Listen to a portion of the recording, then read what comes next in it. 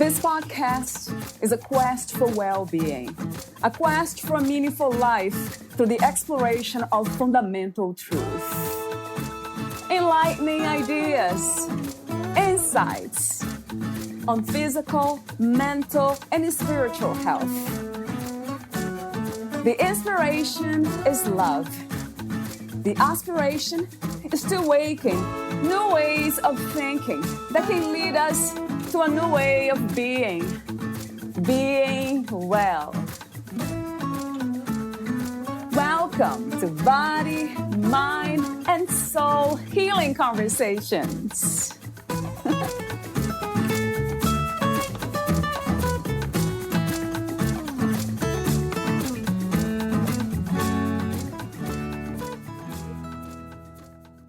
When it feels like something's missing, if it hurts but you can't find healing, just look up. Know you are loved. Just look up. Know you are loved. You don't have to prove yourself. Don't try to be someone else. You don't have to prove yourself. Don't try to be someone else. You are loved. Partial lyrics to the song by Stars Go Dim. Valeria interviews Linda Bjork.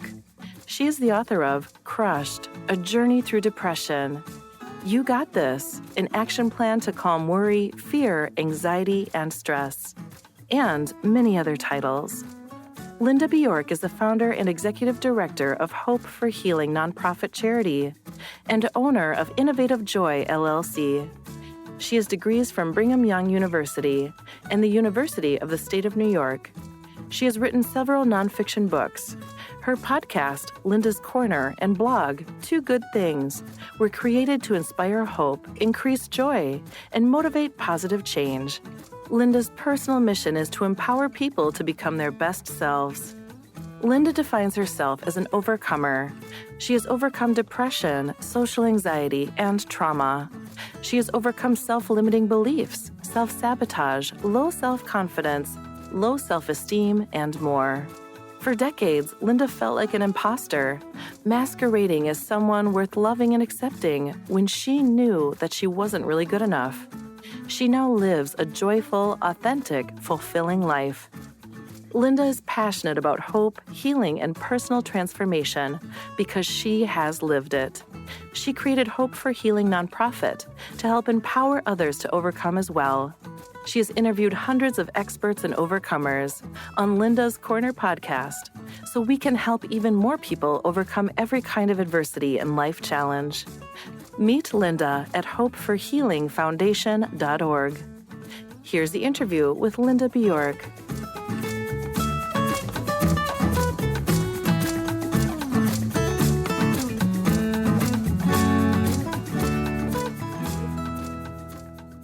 In your own words, who is Linda Bjork? I am an overcomer. I have overcome depression, anxiety, trauma, low self-esteem, feeling like I'm not good enough, self-limiting beliefs, self-sabotage, and more. And I am also someone who helps other people to be able to overcome their challenges. I am the founder of Hope for Healing nonprofit so that I can share and help other people. And I'm also a podcast host like yourself. My podcast is called Linda's Corner. So I've interviewed hundreds of experts and overcomers to be able to help and reach even more people. That's wonderful. Yes, I have on my notes here, so I'll have that on the podcast notes, your podcast link and your books and your website. But before all the technicalities, those are technical notes.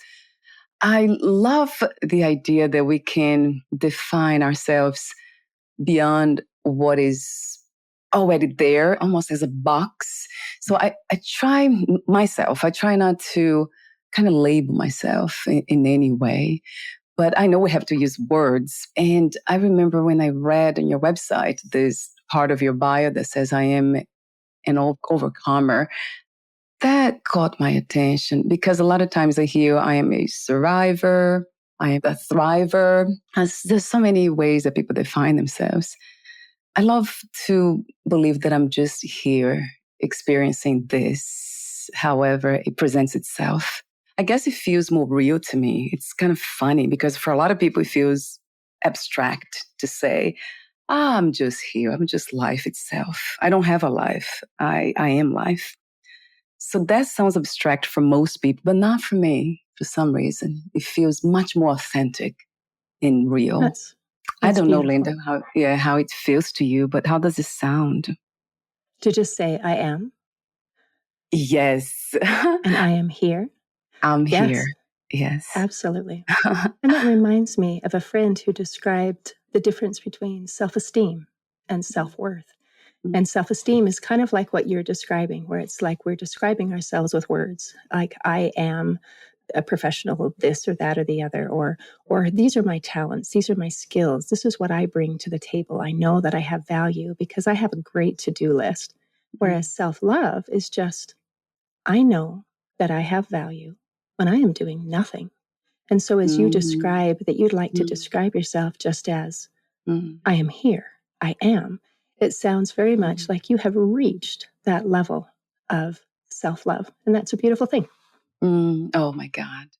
Yes. Yes. A billion times that. I think it was the first step. No, I would say the first step was acceptance, though, going through trauma, try to accept the past and everything that had happened, and then self love. Then at some point, I guess the self dissolves and there's just love. You just see everything as love, as God. And I think that's the most powerful way to navigate this reality when we realize that everything is happening in God, or everything, not that everything is God, but everything's happening in God.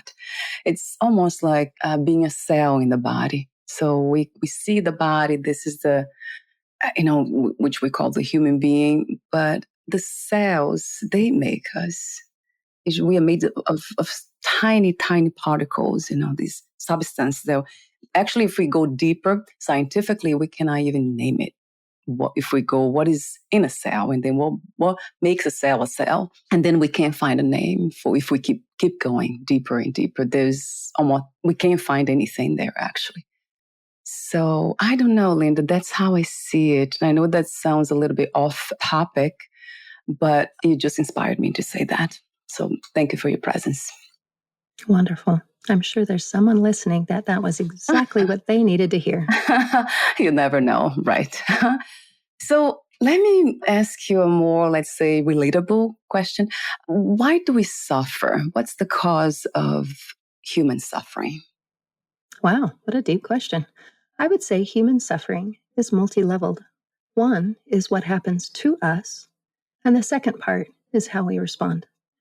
We have things that happen to us that are very painful and hurtful that maybe we have no control over. We didn't ask for it, it just is part of our experience. And yet, even though these things happen, we can either let it flow through us or we can hold on to it and we can even magnify it and make it bigger so that that suffering that we went through once, we can continue to experience every day. So it is a multi-level thing that we have some power over our experience of suffering. Yes. And you said we have some. That means we don't have total control of No, what makes us suffer. Right, Linda? no, our experiences they happen. Yes, yes, yes. And that's the reason it's so important to work or kind of shift our perspective when it comes to the idea of peace, of love, some sort of a destination for those things, joy, and all those beautiful ways of being. And like I said before, I love the idea of being open to life itself because everything is possible when it comes to experience. So being open really, really helps. It has been my case with suffering. It just lessens the suffering so much more. Being able to instantly accept what's happening and then kind of letting that acceptance kind of show the options, what is possible, what can I do or see here instead of reacting to it's happening and what is happening and being taken over by it, which I see a lot. It happens a lot to so many of us. Was beautiful. What you have described is the essence of resilience. of being able to bounce back, to be able to have it flow through. And I also loved your comment that the destination is a way of being. I thought that was a beautiful description. Yes, right. Oh, I love that too. I mean, when you say it, it's almost like I'm listening for the first time. It's interesting. It sounds fresh to me. Did I say that? Because it seems like you're saying that, so I don't know who is saying it. Like again, I just feel like life is just doing its work. So, what is the goal of healing, Linda? I think you just described it in that Mm, comment, that the destination is a way of being, mm, that healing is being in a state of that love, joy, peace, and living, just being. I think when we can get to that place, we are healed, we are whole.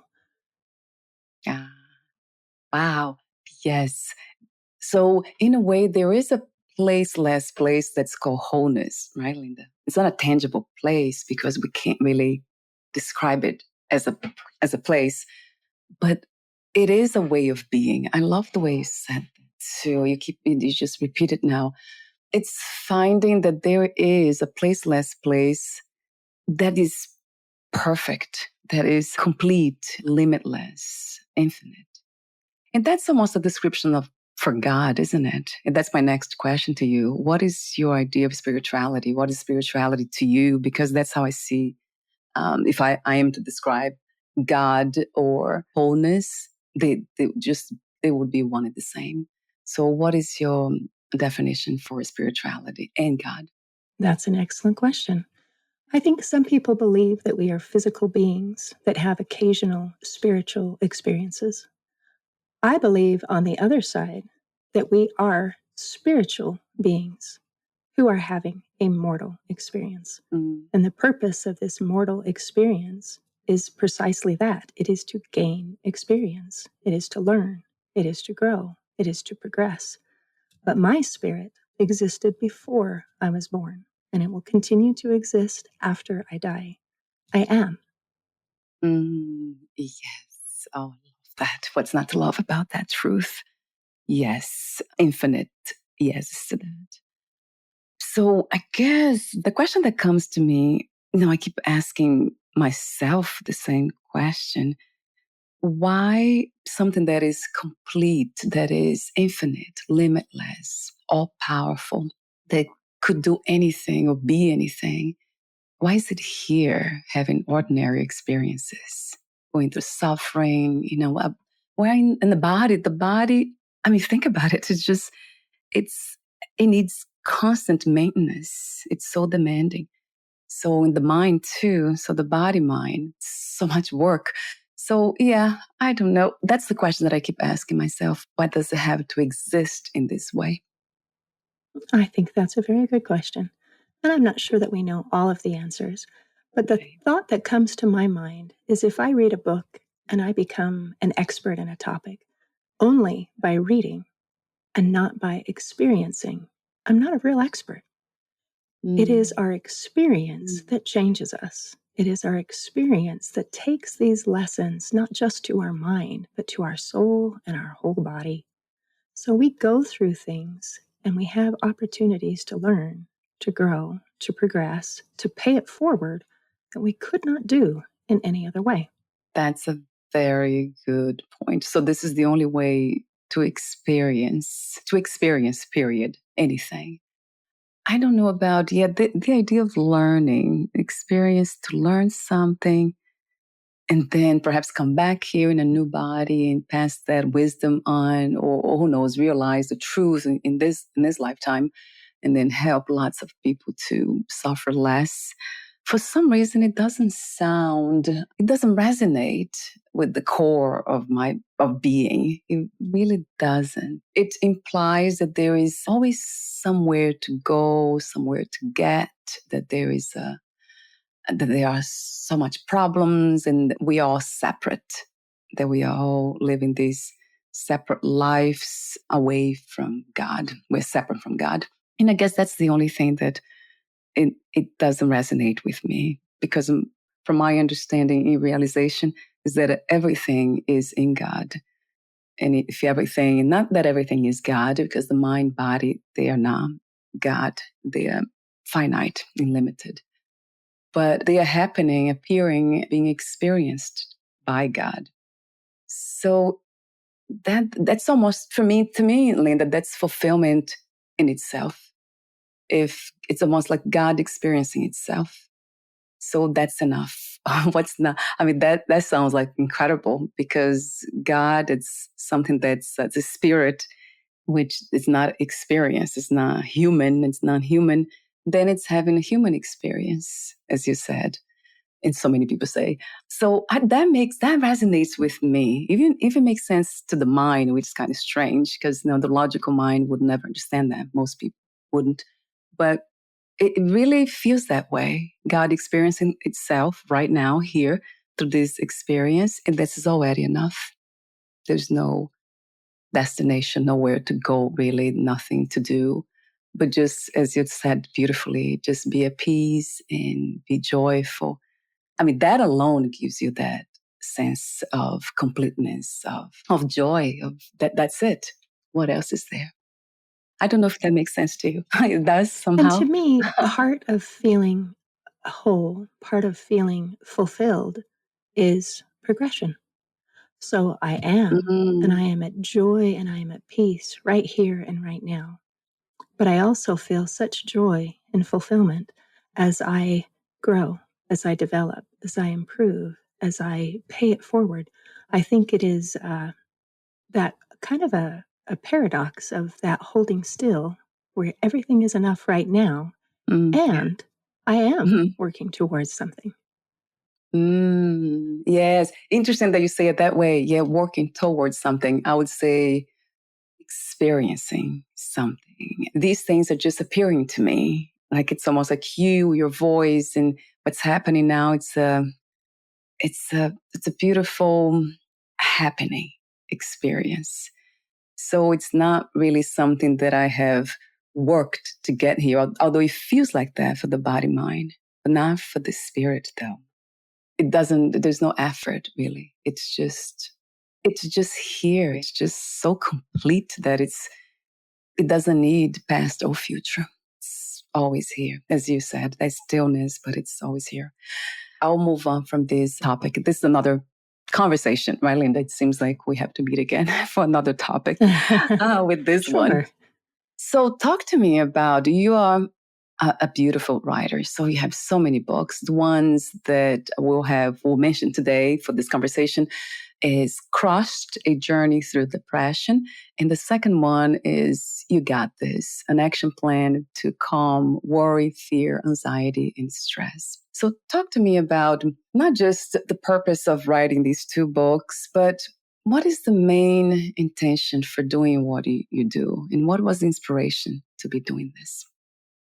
Thank you. That's a lovely question. So, my purpose is to pay it forward. And the analogy that I use is if you've ever felt stuck, like if you can imagine being in a deep, dark pit with no windows and no doors and no way out, and you feel trapped, and having someone lower a ladder down into that hole and showing you how to climb out. That is the purpose of what I do, because I myself have been in a deep, dark pit and I didn't see any way out. And if someone had not offered me a ladder, I would be there still. That it's sad, isn't it, that we go through these, you call dark moments, moments of darkness, has been my case too, within the body mind. Yes. Do you feel that we have a choice when it comes to this level of suffering? Because I know there are levels to suffering. So some of us have suffered so much. Is this something that we have chosen as well, in a way? Some people believe that we as a soul have chosen to come back here and learn specific lessons. And that's why we go through dark moments. How do you feel about choice when it comes to suffering? Well, I believe, as I mentioned earlier, there are things that happen to us that we did not choose, at least Mm, not in this lifetime. If you want to imply right. that we made a choice earlier, that may Yeah. be, but I don't remember it. Yeah. But we do Right. have a choice here and now to grow that suffering or to heal from that suffering, to run that suffering over and over and over again, and then to add more suffering to it. And that is a natural response where it creates a spiral of despair, where we just continue to go down. And it can feel like if you were at the beach and a wave picked you up and just smashed you on the ground, or picked you up and rolled you over and over and over again, versus someone who is on top of the wave, just riding it. The wave is there, but it's where we are in relation to that wave that creates the suffering or the flow. Yes, I love this metaphor. It really helps the mind to understand. So being riding the wave, right, rather than being dragged by it. Yes, that's a very good point. And I think there is something to do with knowing the truth, which for me is that we are complete, whole, infinite, that we are spirits. We are non-human. To me, that really changes everything, Linda. And it doesn't at the same time. I know you mentioned the paradox. So it changes and it doesn't, because you're still in the body, in a limited body. You know you're unlimited, but you're still experiencing limitations. But something happens within the perception of, through the body mind, that changes. And then now you don't really, because you know what you are, not even who you are, then it's easier to kind of ride that wave.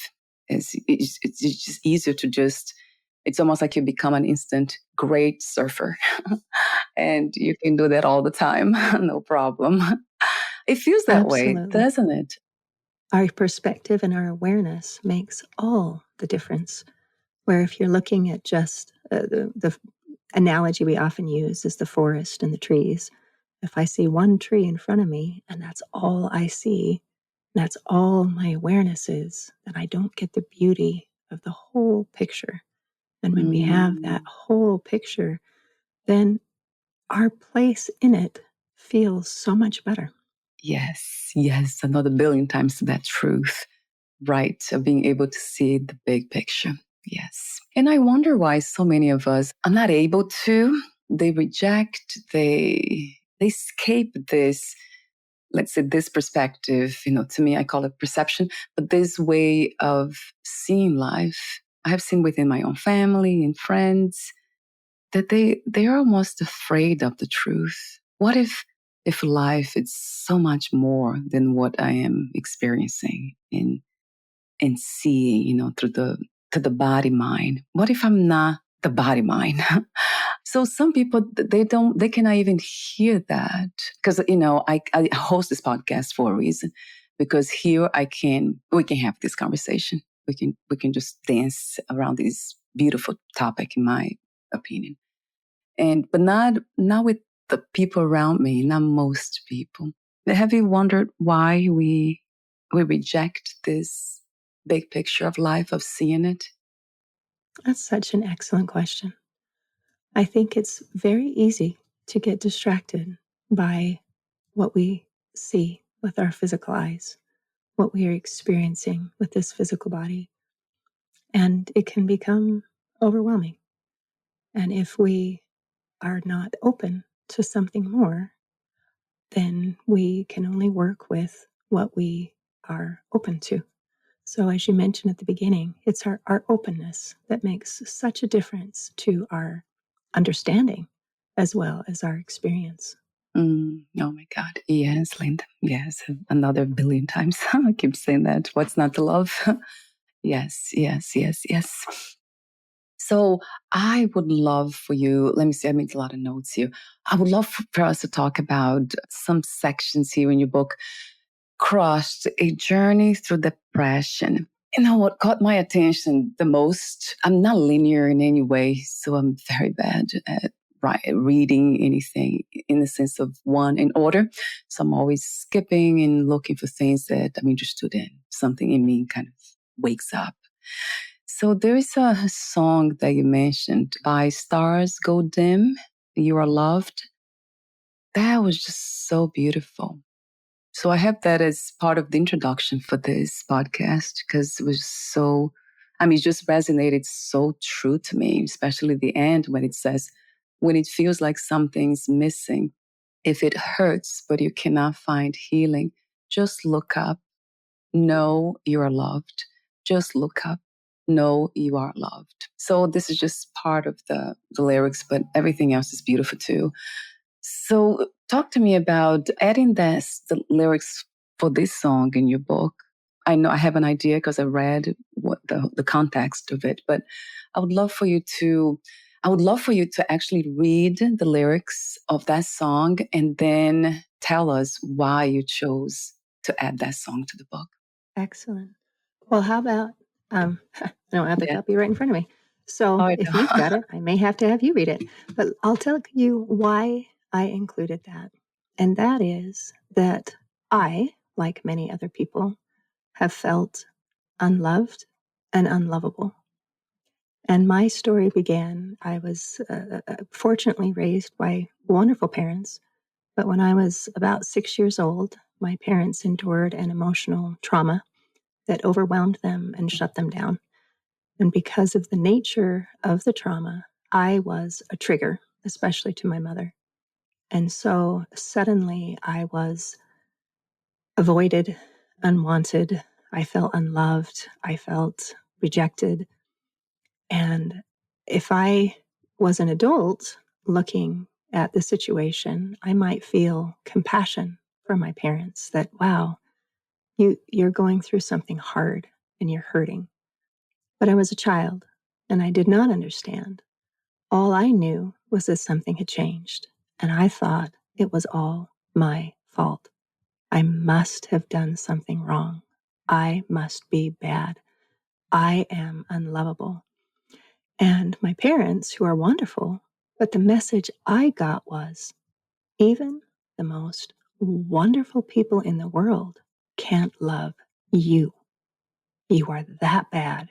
You are that unlovable. You are that low. You should be that ashamed. And it affected me to my soul. And as we grow and we feel that way, that I am unlovable, it affects our experience. It affects our reality. And learning and recognizing our own worth and our own value, and that we are, in fact, worthy and deserving of love, is really a very important part of healing and learning how to love ourselves and to give and receive love. I was good at giving love, receiving, not so much, because I knew, put some little air quotes around that I was not worthy. So hearing a message in a song that says you are loved, and the source of that love is not just the people around us, but it is to look up and to feel that divine love that flows through each and every one of us, that can build us and fill us and complete us and make us feel whole rather than empty. And that is a very important message to share with everyone. Mm, yes. Wow. It's a beautiful and true one. Yes, that's the reason why we are talking about that song. That has to do with your own experience, my own experience, and so many other human beings. Right. That's interesting. How long it takes for us to realize something that seems so simple, right, Linda? That's right here. It's always here. It's a truth that never left us. But what gets in the way are the traumas, right? There's so much lies per se in that covers the truth. So we need to work with healing. That's what healing does. So it really is for me has been healing work. That's why I'm very open because I know there are layers to healing, and we are always finding something new. It's interesting to see, even though I have found that to be my ground, my foundation, my essence, that I'm loved already. Although I don't use those words for some reason, it resonates true to me. But there's something about freedom. So because I relate to this reality as life itself, that's how I would describe love. It's free. It's freedom itself. It's everywhere. It's just the most amazing thing. So it's not only about loving what seems to be perfect, but all the imperfections, everything is included when it comes to that. And that's why divine love feels so real. If anyone wants to listen to see the lyrics and that, I don't have the section here. I think it was the end. Yes, at the end of your book, Crushed: A Journey Through Depression. And the link to Amazon will be here too in your website. Yes, I had something else to say about this idea of being loved. Oh, yes, Linda. So even though you have this realization, you have this as your essence too, it doesn't really, let's say, remove sometimes feeling out of sync with that truth. I just, maybe what I'm trying to say, because some people might believe that this is a destination again, is a place that you get to and you stay. To me, we have been always there. We never left the destination, the only place. The journey and the destination is one. So I'm just wondering if you can elaborate a bit more on this understanding of perfection. There's no perfection. It's okay to feel sad. It's okay to deal with emotions that come from residues of trauma and all that. There's nothing wrong with that. So yeah, I would love for you to give your opinion and your wisdom on that. So talk to me about this idea of perfection. Oh, absolutely. And I think the idea of perfection, and you actually alluded to what I think is the perfect description, and that many people feel that perfection is a destination. So if you imagine a circle and you have to get into that circle, and you must never step out of that circle, because if I step out of that circle, I made a mistake. I'm not perfect anymore. And now I'm a failure. And that place, that idea of thinking that it's a place that we have to come to and hold still, it stymies any possible progression because we can't move. We have to hold still. And it's a place of, instead of being a place of movement and growth and life and beauty, it almost becomes a place of decay and death. Just that holding still. You're desiring that perfection is so unhealthy. Yes, it sounds to me that way. Exactly. It really, really does. So asking that question more directly, do you still experience sadness, moments of, I wouldn't say depression, but sadness or melancholy? That's my case. Sometimes I feel this longing to experience with the body mind, to experience more of this wholeness, the reflection of what I know to be true. There's a longing for that. And that causes sadness when I hear about, I don't watch TV or anything or read anything about the news, but my husband talks to me about those things, and friends too, the wars that are happening now. So instantly I have this feeling of sadness, as if something's wrong. Like it's almost like I have left that place. But I feel like it's just the body mind doing what it does too. It's moving, dancing with emotions. Is that something that you can relate to? Boy, I love that you brought up that we have this complex experience of emotions and that is a good thing. It is a beautiful thing. And if we were just, I would say, maybe happy all the time, which is a beautiful place to be, but if we didn't have the other experiences, if we did not have those other emotions, if we did not have that, we would be so shallow. There wouldn't be the depth of the experience, the richness, there's just so much more to us. I don't know about you, but when I meet someone who has been through something, there's happiness, there's joy, there's peace, but there's also that richness and depth of experience that you know that they have gone through hard things. They've experienced sadness. They've experienced um, all of these, what we would consider maybe negative emotions, but allowing those to affect us and flow through us, and then to be able to become another person on the other side. We have empathy, we have compassion, we have wisdom, we have, it's just, it would be sad to miss that. We Yeah. would not be a complete person without it. Yes, right. That's what really the human experience seems to be all about. Feelings, right? Emotions, feelings. Yeah, I remember talking to somebody here about setting boundaries, saying no when we really mean to say no. And I remember saying that to her, somebody, I don't remember who it was. No, I have a hard time saying no. That was like a few years ago. And then when I say no to something that I really mean to say no, I feel bad about it. I feel guilty that I said no. So what am I going to do? Because this is, we are healthy, and to be healthy, we need to be true to ourselves and communicate our truth in a kind way, which is my way, to people that we care about, because that's how we transmit authenticity in what it means to be a human. And then she said, "There's nothing wrong with feeling guilty, saying no and feeling guilty." And she said, "Unless you were a psychopath, then you wouldn't have any feelings. So you don't want to be in that category." I don't think that would be helpful. Nope, I don't think that's helpful. Yeah, it helped me to understand that, Linda. It really did. Like, oh, wait a minute. Yeah, I'm not a psychopath. Good. So that makes sense. I don't know. Does it make sense to you what she said? It did to me at the time, and it still resonates to this day. And it gives permission to feel your feelings.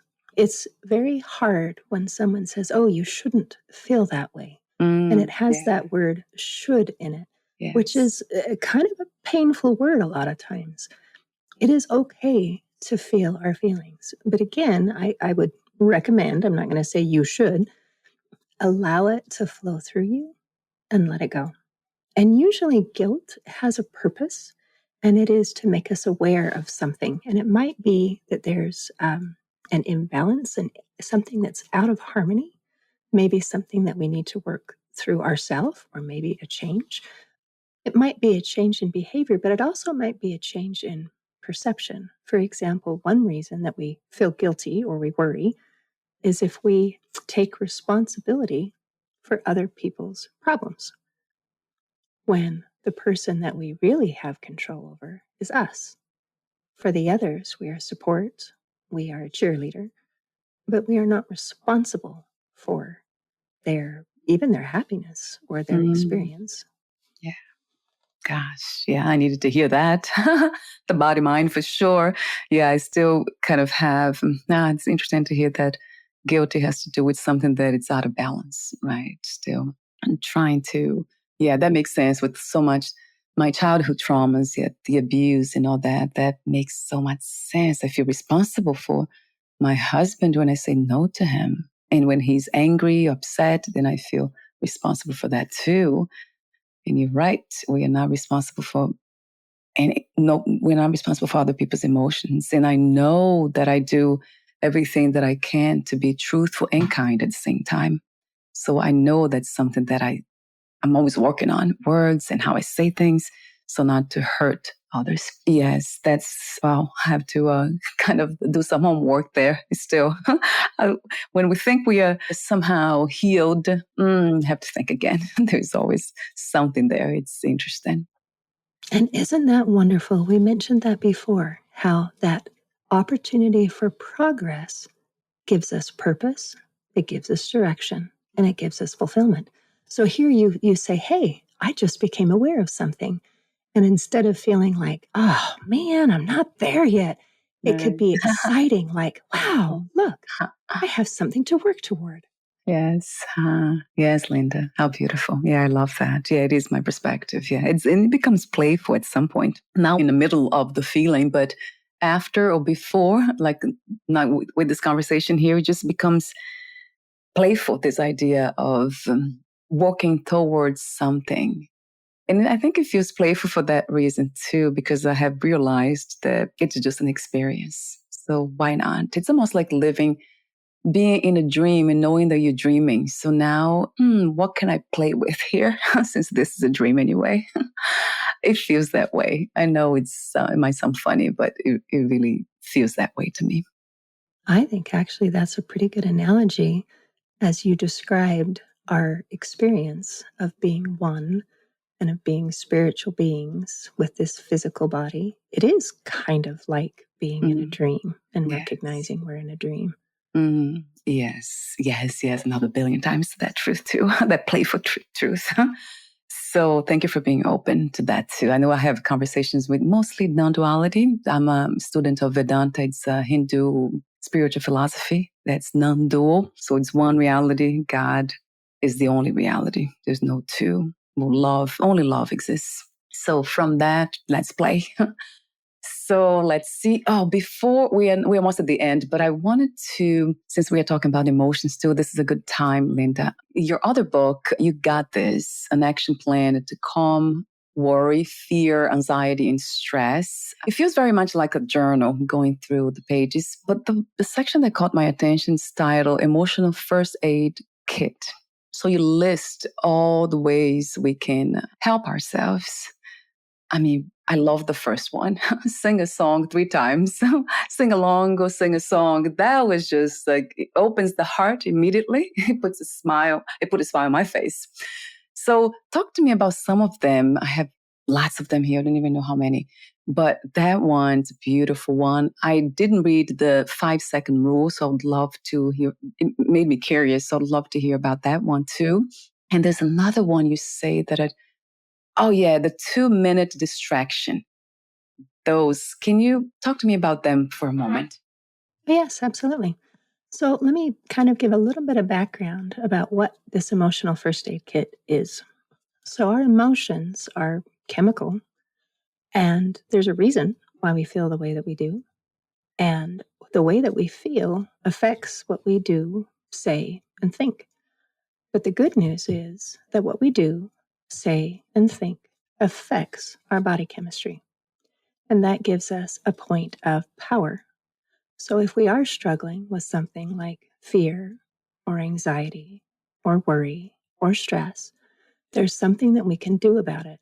And we can literally change the chemistry and the physiology of our bodies to lower our stress and to increase the feel-good chemicals so that we feel better. And knowing that there's something that we can do about it, it just empowers us.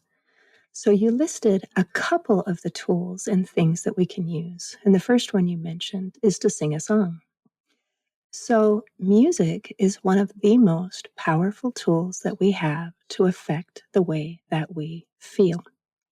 And researchers have found that our brain waves actually synchronize somewhat to the beat of the music. And so it literally can help put us into a better place. Also, if you're struggling with depression and anxiety, singing has been shown to help alleviate depression and anxiety. In one study, they took a group of people who were struggling with depression and anxiety and divided it into 2 groups. They had a control group and said, just keep doing what you're doing. They had a study group where they said, we want you to sing. Just sing a song every day. 30 days later, they came back to see if it made any difference. The control group was the same as they were before. The study group, those who had sung, had significantly lower levels of depression and anxiety.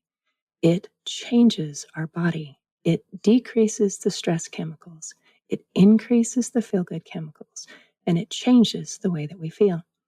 So if we're having a really bad day, having a hard time, if we sing a song, it can put us in a better place instantly.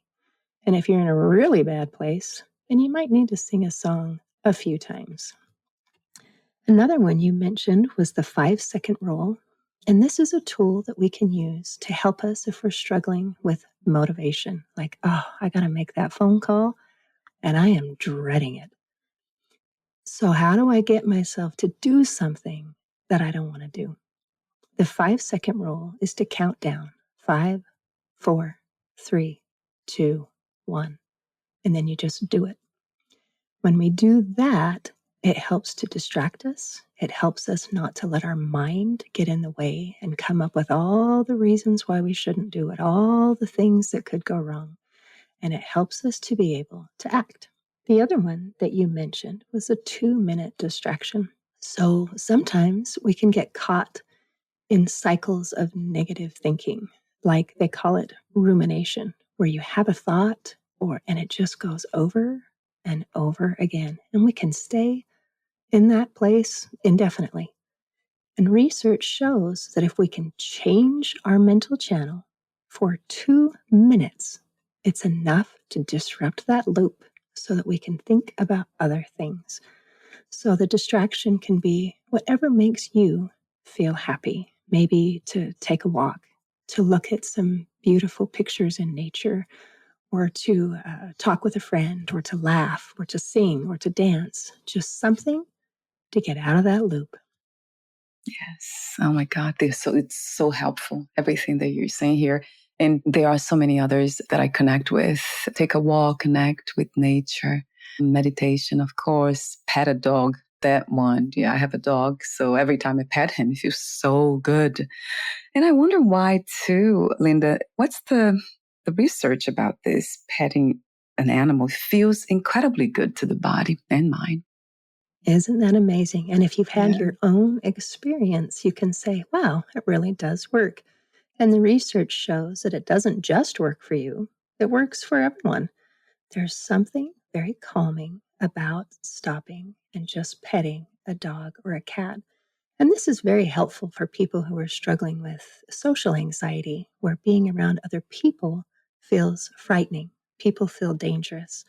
And we have to have connection. Like you've mentioned before, we're not alone. We are all one. And we need connection. We crave it. It's like air to breathe and water to drink. We need connection. And animals can help fill that role when you're in a place where you're not ready to people today. Yes, yes, yes. It feels very natural, really does. The word's natural for that reason, because essentially we are all connected. The substance, the ground is one, the fundamental ground. So yeah, it feels very natural. But then because of our traumas, yeah, has been my case too, social anxiety will set in. There's still, because the body holds a lot of those, let's say, Yes, information, right, Linda? Yeah, it's holding on to them, to those traumas still. It's a wonderful thing to talk to you today and just see, be in touch with what you're doing. It's so beautiful. That's what we need more in this reality, in this shared reality, in this dream-like reality, to help one another, to see what is possible, to see the options, because there are so many. Thank you so much for what you do and for being you, Linda. Thank you. Oh, thank you, Valeria. I appreciate you. So we are almost at the end of our wonderful conversation today, but I do have one question that I usually ask everyone to end our conversation. I'll ask you this one. But before that, would you like to add anything, Linda, that you left unsaid, or read a passage in one of your books? Oh, thank you. I would invite your listeners to come visit the website of Hope for Healing at hopeforhealingfoundation.org for free resources to help people be able to overcome their challenges, to be happy, to live joyful, fulfilled lives. There is so much available for us if we'll just reach out and grab it. Yes, yes. It's just so beautiful. And it's a reflection of that truth that you are so connected or aware. You have realized the truth of oneness in the sense not of body minds, but of fundamental truth that everything is connected. That it really feels that way. Talking to you through the work you do, it really feels that way. So thank you again for reflecting the truth back to yourself and others. So my last question, I'll have the website there, hopeforhealingfoundation.org, and the link to your books as well. But I'll ask you this question here. At this time, what is the world's greatest need? I think it's love. I think it's love for ourselves. I think it's love for other people. It's a simple one-word solution that's easier said than done a lot of times. But I really think that's the answer. Yes, and it is. Yeah, absolutely is. Yes. Thank you for the reminder again. We all need to be reminded of that. And I love the way you said that too. That's very simple. And it is so simple that we miss it, right? We dismiss it, we ignore it in a way. Thank you so much again for your presence, and we'll talk again. Bye for now. Thank you. Thank you.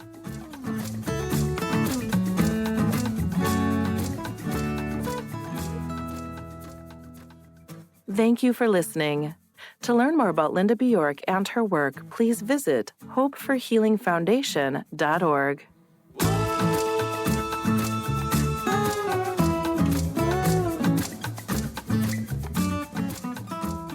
To learn more about this podcast, please visit fitforjoy.org/podcast.